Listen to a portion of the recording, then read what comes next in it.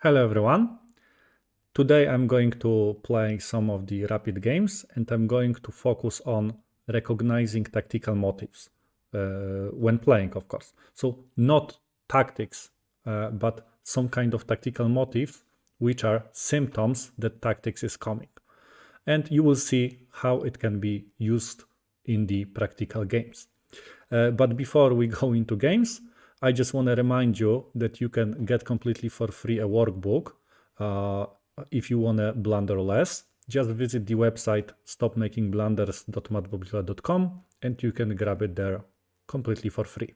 Okay, I have got the first opponent from Denmark. Okay, let's start. So I will maybe start the standard way. So I play d4. Okay, opponent plays d6. So this is something like, it can be King's Indian or it can be Old's Indian. Okay, let's just develop the standard way. Okay, so it looks like it's gonna be the King's Indian. Let's play the variation with the g3. And with the g3 move, okay, I castle. And now, okay, opponent plays bishop f5. Bishop f5 is not a very common move. I'm gonna play knight to c3, and now usually black plays c6 or knight to c6. I cannot punish opponent immediately. I see that pawn is undefended at b7, which is a tactical motive, but I think I cannot punish the opponent immediately for that. Okay, there is a tactical motive here still. Okay, what happens if I just go knight h4? What, bishop has to go back or what? No, probably opponent will, I'm trying to do the discovered attack, but probably opponent will just play, okay, opponent cannot play bishop e4 right now. In the previous position, before knight c3, it was possible, but now I think it doesn't work. So I think I can get a tempo, because opponent will have to go back. In case opponent plays c6 or knight c6, I will just take it, and I get important bishop. Okay. So we see it was first tactical motive undefended piece, and I couldn't punish it immediately, but after knight c3 it worked. Okay, so what now? Probably e4. I want to develop my pieces. I want to bring my pawns closer into the center. Okay, and after e5, I can go back. This is one option. I can play d5, I can capture. I think I don't want to go back, at least not immediately. If I capture, the problem that I see is that d4 square will be very weak. That's the problem. So maybe I will just play, what else I can play? After this move, there is knight to g4. So what, d5 or not d5? Or maybe h3. Takes, queen takes, and there is a tactical motive, x-ray. It's too dangerous, so probably there is a tactic, so I don't want to do that. I want to avoid tactical motives. Okay, so let's play d5 maybe.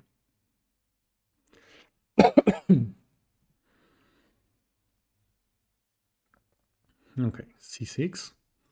Opponent is trying to undermine the position in case I capture knight takes, and opponent wants to move into a good place. Another move that is very tempting is f4, and I can try to get a very quick attack on the king. Does it make sense? Okay, let's have a try. Because I also want to take advantage of the fact that opponent lost two moves. Okay, now I want to capture probably with this one. In case opponent captures. Okay, now, okay, my king was exposed, so now I think I have to move my king into the corner. I don't want to play rook f2 because rook will be pinned. And it's also an x-ray, by the way, knight g4. And it would be a big problem. Now, in case my opponent plays knight g4, then there is a threat of going knight f2. And that's mate motive, but I'm pretty sure I have got queen to e2. And I'm quite safe. What else my opponent can do here? In case my opponent plays, okay, knight g4. So tactical motive, there is a potential smothered mate. If I go here, knight h3, smothered mate, so I have to stop that tactical motive. So let's play just queen to e2. And you see, that knight is defended by the bishop only. So I can consider playing f5 and breaking the connection between bishop and the knight. But of course, opponent can go back. Okay, but opponent wants to stop that problem. This is the reason opponent goes there. But I think opponent is not aware that g6 is hanging. Okay, let's go f5. Looks very tempting. In case king goes here, maybe I can take it, takes, and maybe I can even enter with my rook. Maybe that would be a good idea. Or another option, if I go after king here, because if takes, the tactical motif of the smartest mate is still there. If I play rook f7, maybe opponent has got rook f8. So maybe I will develop my dark square bishop first. Okay, I could always go here, get rid of that trouble, knight goes somewhere and bishop develops to that square. Yeah, maybe, I want to avoid tactical motifs that are in the air, so yeah, opponent has to go back. I don't need to bother with that problem anymore. Okay, I see there is an unprotected rook, but I do not see how can I take advantage of this right now. After knight f6, okay, knight h6. So opponent is attacking here. So what, should I take or not? Because maybe a good idea is to take, takes, capture here, bishop captures most likely, and then rook f7. Does it look promising or not? Rook on the 7th rank is always a good thing. Okay, what is an alternative variation to this? Bishop e3, I can just develop. And later maybe knight b5, trying to create some problems here. Okay, this is also an option, or f6, but then bishop just goes back. You know what, I think I will just pick a simple solution. I can always capture at h6, and I want to also create some problems on the c file. Okay, opponent wants to exchange pieces, of course. So what, exchange or not to exchange? According to the principle, exchanges are not good for me. But what can I do? If I can move my queen somewhere. Does it make any sense to move my queen to f2? Opponent will probably develop the knight. Takes, captures, bishop captures, queen f7. I take the rook, unprotected rook, by the way. So there is a potential. Actually, I have to say that looks very good. I told you that I do not see a direct way. How can I use that undefended rook? But now I think looks there is a way. Of course, okay, opponent plays there according to the plan. So what now? Let me just capture here first. What should I take first? Takes, captures rook f8. So let's take it here first.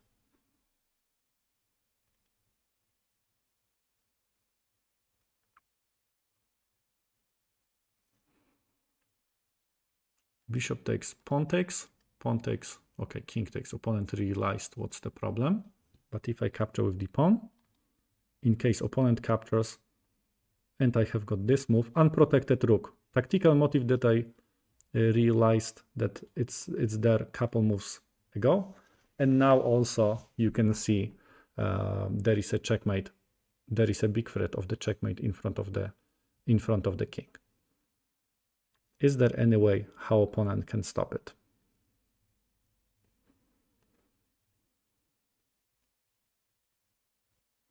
Okay, opponent can go knight f8. Okay, so there is no checkmate. If I capture, I have to double check it, but I'm pretty sure I can get a free rook. There is a potential discovered attack, but I don't think it works. Okay, let's just take it. Because now rook at a8 is not protected. So I think opponent cannot use it because of that unprotected rook. And I see it's protected only by the knight. So there is also a big threat. Rook takes f8 and queen takes g6 would be a big tactics. And I think I'm gonna play it. So let's just take it. So removing of the defender.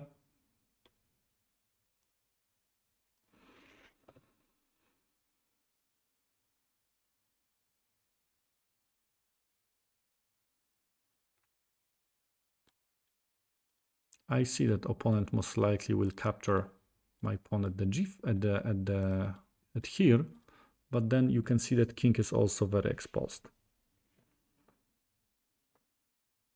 And the question is, what can I do about it? Okay, opponent decided to resign. So I think that this is a great game that shows how you can use tactical motifs in your games. I think I told you couple moves ago that I don't see how can I use that unprotected rook at the e8. But I was aware that that rook is there. And after a couple of moves, the chance to use that tactical motif appeared, and I used it, and you can see that opponent was destroyed because of that unprotected rook here. Okay, this is another game. Opponent from India this time. Okay, I will also start with the d4. Okay, now opponent plays d5, so this is, as you can see, Queen's Gambit. I'm gonna play it probably in the Catalan style. Okay, after d takes c4, I can play knight. I mean, I'm gonna play knight f3 anyway. Okay, bishop d7. So bishop d7, it actually stops my idea of going queen to a4 and trying to take back that unprotected pawn, but I will just play maybe simply e3. And I'm trying to take that pawn back with a bishop. Yeah, bishop d7 was not a very good move. Maybe opponent expected queen to a4. Okay, I castle, and now I want to develop all of my pieces. Okay, so how can I develop them? I'm gonna play knight to c3, and later what, b3 and bishop b2, or should I play e4 quickly? Maybe it's a good idea to go e4 quickly. I see unprotected pawn at b7. And in case I play, of course I cannot use it right now, but after e4, let's say opponent plays knight c6, I play e4, e5, there is a potential queen to b3 and potential fork towards those two pawns. There is also another tactical motive that you can see, two pieces there in the potential fork pattern. There is a potential fork. So I will try to use it, and in case opponent goes e5, I think I have got queen to b3. It looks like I mean, of course, I have to calculate it, because after this move, if I go there, opponent, let's say, castles, and I take it here, okay, I have got a pawn, but maybe this is not enough. Okay, let's think of something else. Let's say opponent goes here, I take, knight takes, captures, bishop captures, and then I go there, opponent castles. Okay, opponent, I don't need to bother with that variation anymore, because opponent wanted to prevent a fork by moving bishop. Okay, I think I can go, okay, I see two options, e5 or bishop g5. If I go bishop g5, I'm pinning the knight, and there is a potential problem that I will play e5. But there is a big chance that opponent will just play h6, and opponent will go g5, bishop g3. This is one option. Second option is that I go e5 directly. Opponent has to move the knight. Knight cannot go there, cannot go there. This is not a good place because of h3. If knight goes to h5, it's unprotected knight. And also knight can be trapped. Knight has got a very limited place. So yeah, so maybe what? Opponent has to go back to g8. It doesn't look that promising. Opponent captures. And now I have to calculate. One option for me is, of course, to take it back here. And then after knight e4, I think I can go something like queen here. Knight has got a problem. Opponent has to play f5, but I wouldn't be afraid that much of this move. And I can also capture here. Opponent has to move that bishop back, so bishop goes to b4. I take here, rook goes there, and probably opponent, and then I play what? Bishop to g5? Bishop or bishop to h6. I have to admit that also it looks quite promising to me if I play like this, because after I capture, see bishop b4, I take, rook goes there. If I go bishop to h6, probably queen e7. I want to go queen d3. I want to capture at h7. That's my plan. That's my idea. But maybe if I take here, I capture rook g8. Maybe it's even better to start with bishop g5. No, because bishop will go back to e7. So maybe not this way. But if I capture, knight goes to e4. Queen d3, f5. It looks good, but doesn't look. I capture, knight takes back. It looks good, but I prefer the position that happens after pawn takes f6. I know it was a lot of queen takes f6. I didn't consider this move, I have to admit, because now I think I can capture bishop, and you can see that I'm up a piece. So I didn't even analyze queen takes f6. So yeah, so this is of course pretty good position. Opponent cannot castle here because there is a I wanted to tell you that pieces are lined up and there is a potential problem. So I will increase my advantage even more by playing bishop g5.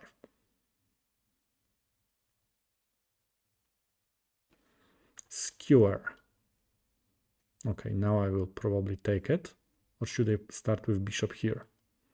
Queen goes there. Maybe a good idea is to start with bishop d3, because there is a chance that after I take the rook, later I can play knight e5 and I can exchange pieces. And exchanges are of course good for me because I'm up on the material. I will be up a rook. Up a rook for a pawn, which means that this is a big advantage. After f5 I will also take it, of course.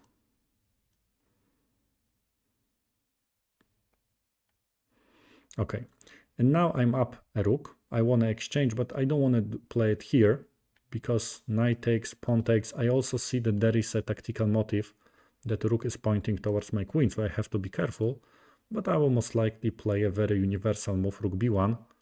I move my rook into the open file, and I also create a threat of queen b3, something like this.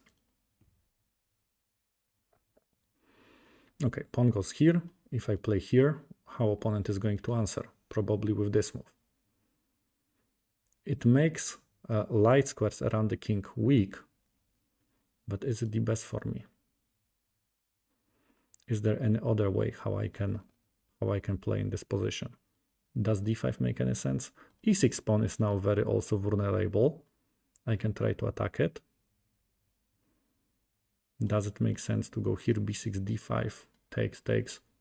I'm a little bit afraid of that rook. That rook will be pointing towards my king, my queen. So what else can I do? Bishop a6, pawn takes, and then now it's too risky. I think it's too risky. So what else? Queen b3 here, and now maybe bishop to this place. Okay, let's maybe try this one. Because after b6, bishop goes to this place, I tried to capture at c6. Oh, bishop takes knight e5. I wanted to say knight e5, but I see checkmate at the g2. Okay, opponent goes there. Exchange or not exchange? Let's exchange with a check. And now also I see there is a potential problem here, but I will maybe first solve the problem of my queen. So let's go maybe to b5.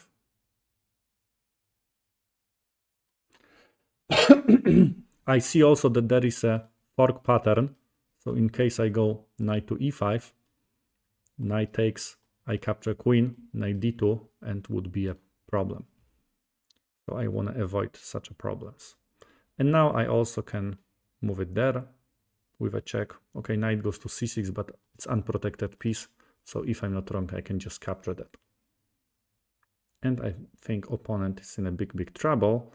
Opponent can go there, but there is another tactical motive and another tactics is coming and opponent's position is completely lost. And I will take the queen. Yeah, let's just bring my queen closer.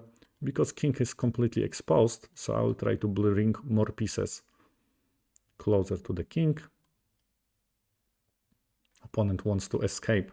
So if I wanna create a good checkmate's net, it's a good idea to block opponent's king from moving anywhere. And now I think I can go here, and queen g6 is a checkmate, if I'm not wrong, in the next move. And yeah, so you see this is another game with a lot of tactical motifs.